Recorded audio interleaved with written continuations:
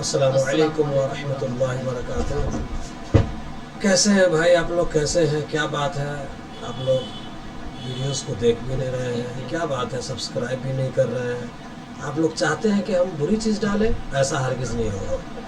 آپ سبسکرائب کریں یا نہیں کریں، اس سے مجھے کوئی فرق نہیں پڑتا ہے، لیکن بری چیز میں نہیں ڈالنے والا ہوں، کیونکہ آپ لوگ بڑی امید کرتا ہوں کہ بری چیزوں پر ویوز دیتے ہیں اور اچھی چیزوں پر ویوز نہیں دیتے ہیں۔ آپ کو حوصلہ دینا چاہیے، خوش ہونا چاہیے کہ کسی بھی ذریعے سے میں ایک اچھی ویڈیوز لے کر آیا ہوں، اس کی وضاحت کر رہا ہوں، تھوڑی سی محنت صحیح، لیکن آپ لوگ سبسکرائب نہیں کر رہے ہیں، ویوز نہیں ہے۔ وہی اگر کوئی بری چیز وائرل ہو جائے تو اس کو خوب وائرل کرتے ہیں۔ ایسا ناانصافی نہ کریں پلیز، ایسا ناانصافی ہرگز نہ کریں۔ اس کے باوجود بھی مجھے اس بات کا دکھ نہیں ہے، لیکن میں آپ لوگوں کو یہ محتاط کرنے کے لیے کہہ رہا ہوں، یہ دل کی آواز ہے۔ جو سمجھدار لوگ ہوں گے انہیں یہ دکھ، یہ نہیں کسی کو دکھ پہنچانے کی نیت سے میں نے یہ بات نہیں کہی ہے، سمجھنے والی بات ہے۔ اچھی چیزوں پر آپ حوصلہ افزائی کریں، کانفیڈنس دیں، دیکھیں، سبسکرائب کریں، کمنٹس کریں۔ کچھ نہیں آپ لوگ کر رہے ہیں، یعنی واہیات ویڈیوز کو دیکھ رہے ہیں، اسکرولنگ کر رہے ہیں، اور اتنی خوبصورت ویڈیوز، اتنے بہترین لیکچر، ان چیزوں کو آپ لوگ نہیں دیکھنا چاہ رہے ہیں، تو یہ اچھی بات نہیں ہے۔ ایسے ویسے دیکھنے سے کیا فائدہ ہوگا؟ اچھی چیزوں کا دیکھنا پسند کریں پلیز۔ آپ لوگوں سے بہت بہت گزارش ہے کہ ضرور اچھی چیزوں کی طرف رغبت کریں۔ میرا کوئی شوق نہیں ہے کہ کیا کہتا ہے آپ لوگوں کو میں اپنی طرف اٹریکٹ کروں۔ حقیقت ہے تو اس کی طرف آپ آٹومیٹک اٹریکٹ ہوں اور اچھی چیزوں کو پسند کریں، اس کو بڑھاوا کریں، کیونکہ نیکی کے کاموں میں مدد کرنی چاہیے، برے کاموں میں مدد نہ کریں، صحیح ہے؟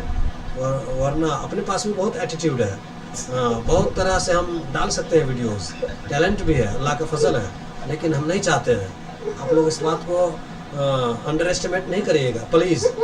بہت بہت شکریہ۔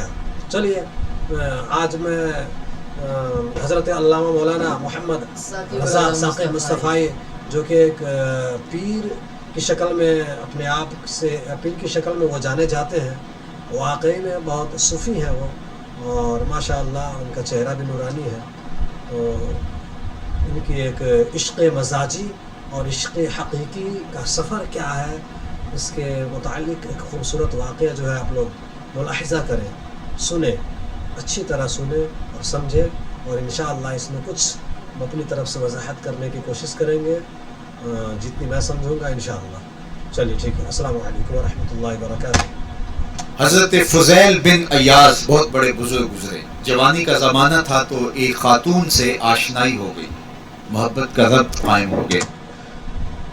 حضرت فضیل جن کے بارے میں انہوں نے کہا کہ ان کا یہ بہت بڑے بزرگ گزرے ہیں، نیک انسان تھے، تو ان کو کیا ہو گیا، ایک خاتون سے، ایک عورت سے ان کو محبت ہو گئی، ایک عورت سے ان کو محبت ہو گئی، آشنا کہتے ہیں محبت ہو جانا۔ پھر ان کے بعد دیکھیے کیا ہو رہا ہے۔ تو ظاہر جوانی مستانی ہوتی ہے اور جنون کا ایک شعبہ کہا گیا ہے۔ ہاں، کیونکہ جوانی مستانی ہوتی ہے، دیوانہ ہوتا ہے، تو جنون کا ایک کیٹیگری ہوتا ہے، اس میں پہنچ جوانی کو، اور پھر دل میں اس طرح کے رجحان پیدا ہو جائیں تو پھر وہ جنون کئی گنا بڑھ جاتا ہے۔ تو اس کے ساتھ وقت طے کیا اور اس کے ملنے کے لیے بےتابی کے ساتھ ان گھڑیوں کا، ان لمحوں کا انتظار کرنے لگے۔ خیر جب وہ وقت آیا تو اس کے گھر کی طرف چلے اور اس کے گھر کی دیوار پھلانگنے لگے تھے کہ ساتھ والے مکان سے کسی قاری قرآن کی تلاوت کی آواز کانوں میں پڑی، اور وہ پڑھ کیا رہا تھا، الم یان للہ۔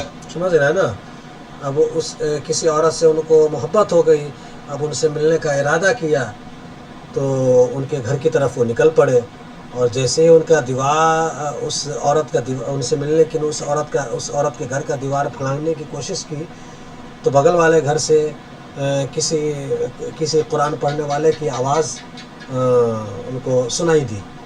اس کے بعد پھر کیا ہوا وہ دیکھیں۔ الذین آمنوا ان تخشع قلوبهم لذکر اللہ وما نزل من الحق۔ کیا اہل ایمان پہ وہ وقت نہیں آیا کہ ان کے دل اللہ کے ذکر، اللہ کی یاد، اس کی محبت میں تڑپ اٹھے اور وہ خوف خدا میں مبتلا ہو اور جو نازل ہوا قرآن، اس قرآن کی محبت میں اس کے دل میں خشیت پیدا ہو، بس یہ کانوں میں پڑنے کی دیر تھی کہ دوبارہ گلی میں چھلانگ لگائی اور کہا میرے اوپر وہ وقت آ گیا ہے، اور جنگلوں کو روتے انہوں نے قرآن کی ایسی ہی آیت سنی اسی اتفاق سے کہ اللہ کے خوف کے متعلق کہ کیا مسلمانوں پر یہ وقت ابھی تک نہیں آیا کہ مسلمان اللہ کے خوف سے ڈر جائیں اور برے کاموں سے رک جائیں.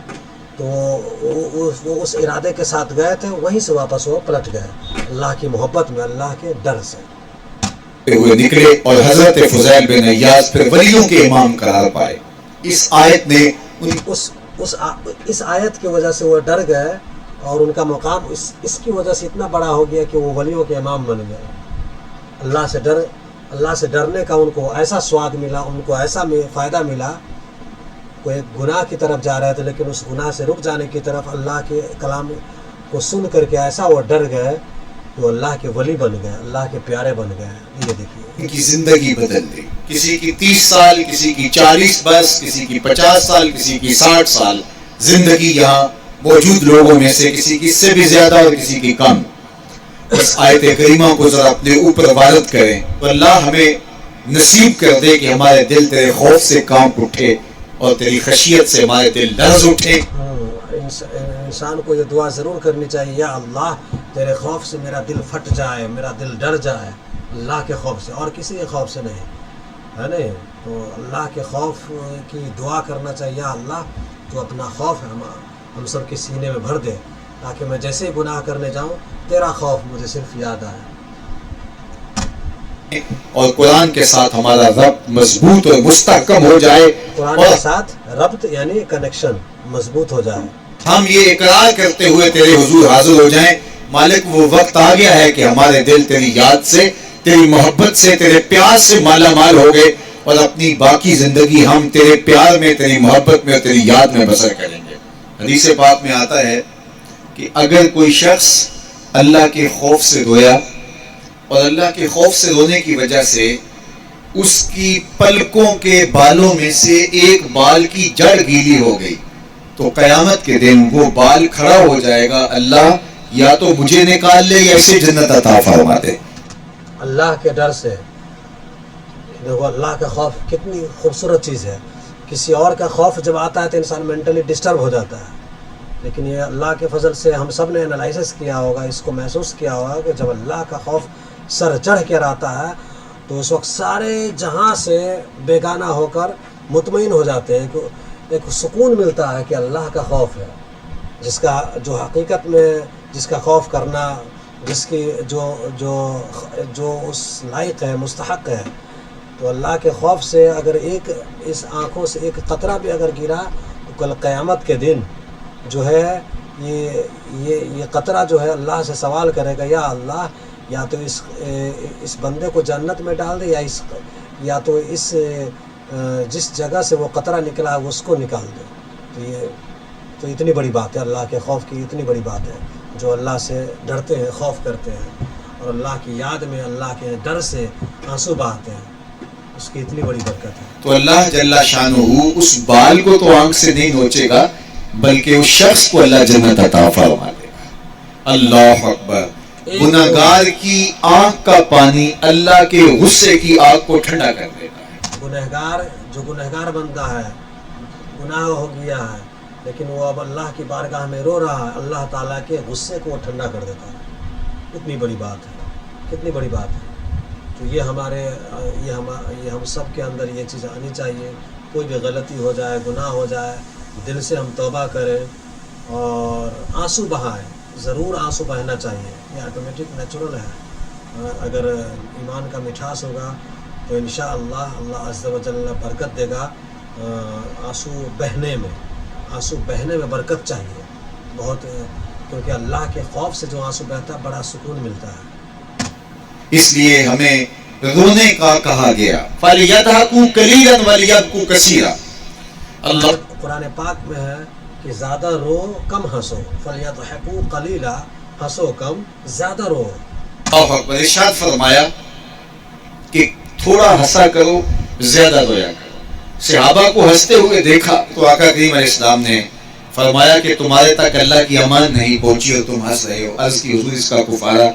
تو فرمایا اس کا کفارہ یہ ہے کہ جتنا ہنسے ہو اتنا ہی تمہیں رونا پڑے گا. میں اور آپ ذرا اپنی زندگی. صحابہ کرام جب ہنسا کرتے تھے کہا تمہیں پتہ نہیں ہے ابھی تک اپنے انجام کو پہنچے نہیں, رزلٹ کو پائے نہیں, ہنس کیوں رہے, کیسے رہے, کیسے ہنس سکتے ہیں جب ہمیں ابھی کتنے پل صراط سے گزرنا ہے, موت کے منہ سے گزرنا ہے, قبر سے گزرنا ہے, ہم کیسے خوش ہو سکتے ہیں؟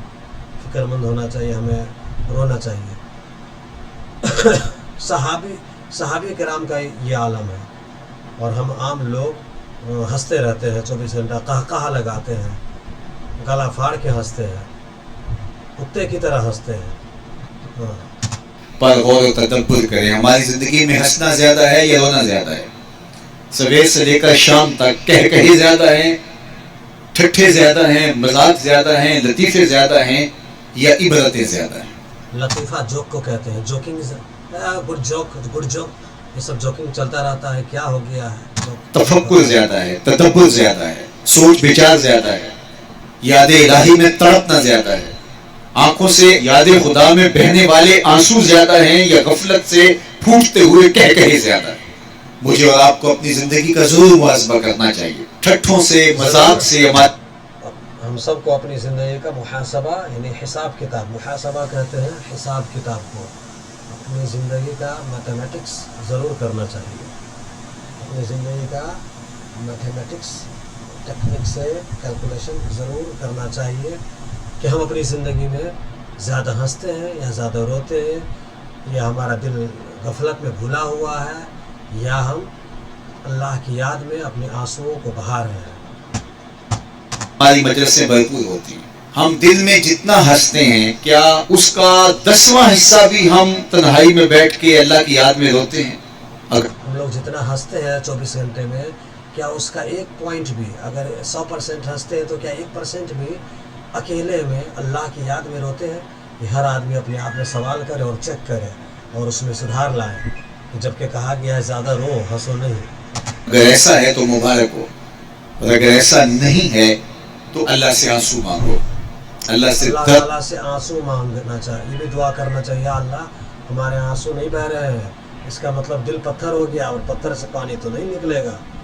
اس میں پہچان ہو جاتی کہ دل کہیں پتھر تو نہیں ہے, پتھر ہو گیا تو پھر اس پر رحمت کیسے نازل ہوگی؟ زمین جب بنجر ہو جاتی ہے تو بغیر بارش کے اس پر کچھ بھی نہیں اپجتا ہے. تو اس لیے انسان کو یہ دیکھنا چاہیے کہ آنسو نکل رہے تو اس کا مطلب یہ ہے کہ دل نرم ہے, اس لیے پانی بہہ جاتا ہے. اور اگر دل سخت ہو جائے تو کچھ بھی, کوئی بھی حادثہ ہو جائے, کچھ بھی ہو جائے, آنکھوں سے آنسو اس کو نہیں نکلتا ہے. درد مانگو, اس کی یاد میں رونا مانگو, اس کے ذکر میں تڑپنا مانگو. اللہ کی یاد میں رونا مانگو, اللہ کو یاد کرو, رو, اس کے نام لو تو تڑپو, بے چین ہو. یہ نہیں کہ کسی اور کا نام لے کے تڑپتے ہیں. اس کی محبت میں بےتابیاں مانگو, آنسو مانگو, سسکیاں مانگو, تڑپنے پھڑکنے کی توفیق دے, دل مرتضیٰ سوز صدیق دے. اس کے حضور عرض کرو کہ مالک ہمیں تڑپ دے, ہمیں سوز و گداز دے, ہمیں کیف و سرور کی دنیا. اللہ سے یہ دعا کرنی چاہیے, اللہ ہمیں تیری یاد میں ہمارے دل کو دھڑکا دے, تڑپ عطا فرما دے. ایسی دعا کرنا چاہیے. نصیب فرما دے, ہماری آنکھوں کو آنسوؤں کا جمال عطا کر دے. اور اگر ہماری آنکھوں میں آنسو نہیں ہیں, ہمارے پاس کہے ہیں, کہتے ہیں جو ہنستا ہوا گناہ کرے گا وہ روتا ہوا جہنم میں جائے گا. کہتے ہیں جو ہنس کے خوب موج مستی میں گناہ کرتا ہے وہ روتا ہوا جہنم میں جائے گا. اور جس نے یہاں دکھ سہے, تکلیفیں سہی, آلام سہے, اس کے بدلے میں اللہ تعالیٰ اس کو وہاں راحتیں عطا فرمائے گا. اور جو اس دنیا میں دکھ سہا, تکلیفیں سہی, جتنی پریشانیاں اس دنیا میں جھیلا ہے, دکھ کے ساتھ اس دنیا میں زندگی گزارا ہے, وہاں اس کو ہنستے ہوئے جنت میں انٹری کرائی جائے گی. فرمایا کہ مومن کے پاؤں میں کانٹا بھی چبھے تو اللہ جل شانہ اس کا صلہ بھی اس کو قیامت کے دن عطا فرمائے گا. اللہ تعالیٰ دیکھو کتنا مہربان ہے کہ انسان کو اگر مسلمان کو اگر تھوڑی سی بھی اگر تکلیف پہنچے تو یہ سب جو ہے صلہ نوٹ ہوتا ہے, اور اس سب کے بدلے میں وہاں بدلہ ملے گا کل قیامت میں. تو کتنی اچھی بات ہے, مومن کے لیے کتنی بڑی بھلائی ہے. ایک ذرا سا جھٹکا بھی لگ جائے, ایک ذرا سا دل بے چین ہو, اس سب کے بدلے ہو, اس سارے دکھ کے بدلے اس کے لیے ایک بہترین صلہ بن رہا ہے. اور اس کے لیے جنت میں اس کے لیے وہ مقام و درجات بن رہے ہیں جو اسے چھوٹی سی تکلیف کے بدلے میں بھی اسے جنت میں ایک بہترین نعمت کی شکل میں اسے ملے گا. تو یہ جو تفکرات ہیں، یہ جو دکھ آتے ہیں، یہ جو تکلیفیں آتی ہیں، مصائب آتے ہیں، مشکلات آتی ہیں، اذیتیں ہمیں پہنچتی ہیں، تو اس پر صبر کرنا چاہیے اور اللہ کا شکر ادا کرنا چاہیے کہ ہم ان مصائب سے گزر رہے ہیں، ان مشکلوں سے گزر رہے ہیں. اللہ کا ہمیں شکر ادا کرنا چاہیے، لیکن ہم لوگ بالکل بے صبرے ہیں، بالکل بے صبرے، مہا بے صبرے ہیں. صبر نام کی کوئی چیز ہی نہیں ہے ہمارے اندر ہو، خواہ آپ کے اندر ہو. تو اس لیے ہمیں صبر کی طرف ضرور سوچنا چاہیے اور صبر کی اس کو کیا کہتے ہیں پریکٹیکل کوشش کرنا چاہیے کہ یا اللہ ہم صبر کے لیے افرمیٹو والا پریکٹس کرنا چاہیے، کوشش کرنا چاہیے، کیونکہ ابھی انسان بہت بڑا بے صبرا ہو چکا ہے. اور اگر کسی شخص کی زندگی میں دکھ ہے ہی نہیں، سو کی سوک ہے، تو پھر وہ سمجھے کہ وہ فتنے میں مبتلا ہے. کسی انسان کی زندگی میں دکھ ہے ہی نہیں ہے، صرف سکھ ہی سکھ ہے، اس کو سمجھ لینا چاہیے کہ وہ کسی فتنے میں مبتلا ہے، وہ یعنی بری طرح برباد ہونے والا ہے. کل قیامت کے حوالے سے بری طرح برباد ہونے والا ہے. وہ اپنے آپ کو یہ نہیں سمجھے کہ میں بہت اچھا آدمی ہوں، اسی لیے ہم کو تو کوئی ٹینشن ہوتا ہی نہیں ہے، ہم کو تو کسی چیز کا کوئی غم ہی نہیں ہے، ہم کو کسی چیز کی کوئی کمی نہیں. تو وہ اپنے آپ کو یہ مت سمجھے کہ میں بہت قابل ہوں، بہت بہترین انسان ہوں، اس لیے مجھے کوئی غم تو چھوٹا ہی نہیں ہے، مجھے کسی چیز کی ٹینشن ہی نہیں ہے، اس لیے کہ میں حق پر ہوں. ایسا نہیں ہے. وہ اپنے آپ کو سوچے کہ میں ایسا کیا کر بیٹھا ہوں کہ مجھے صرف سکون ہی سکون ہے، اور یہ سکون دنیا کا سکون اصل میں اس کے لیے تباہی ہے. اس لیے زندگی کے اندر یہ آنے والی تکلیفیں، زندگی میں ملنے والے دکھ، اذیتیں، یہ اللہ تعالیٰ کی طرف سے ہمارے اوپر ایک انعام ہے، اور اللہ تعالیٰ جل شانہ اس کے بدلے میں ہمیں آخرت میں صلہ عطا فرمانے والا ہے. تو فرمایا ہوا رجل ذکر اللہ خالیا ففاضت عیناہ، وہ شخص جس نے تنہائی میں بیٹھ کے اللہ کا ذکر کیا، اللہ کو یاد کیا، اور پھر کیا ہوا؟ فرمایا اس کی آنکھوں سے آنسو ٹپکنے لگے.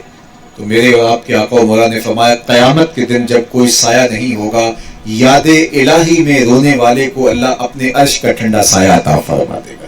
کتنی بڑی بات ہے. جن لوگوں نے یہ عادت بنائی ہے کہ وہ تنہائی میں اللہ کی یاد میں پھوٹ پھوٹ کر روتے ہیں، تو اس کا اتنا ایسا بڑا صلہ ملے گا کہ کل قیامت میں جب کوئی سایہ نہیں ہوگا، کوئی سایہ نہیں ہوگا. آج ہم لوگ جب چلتے ہیں تو راستے میں کہیں بارش آ جائے تو کسی نہ کسی گھر میں چھپ جاتے ہیں، لیکن قیامت کا ایسا منظر ہوگا کچھ بھی نہیں ہوگا، صرف دھوپ ہی دھوپ ہوگی، یہ ایسی گرمی ہوگی جو کہ ہم سب کو معلوم ہے.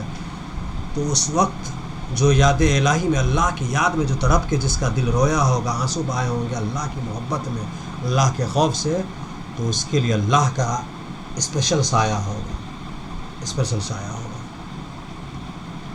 السلام علیکم ورحمۃ اللہ وبرکاتہ. آپ لوگ کمنٹس ضرور کریں کہ کیسا لگا یہ ویڈیوز، اور اس میں جو بات آپ کی سمجھ میں نہ آئی ہو وہ آپ کمنٹس میں کہیں، انشاءاللہ کمنٹس میں اس کا جواب ضرور ملے گا. السلام علیکم. تو یہ رونا کٹ کر دے بھائی.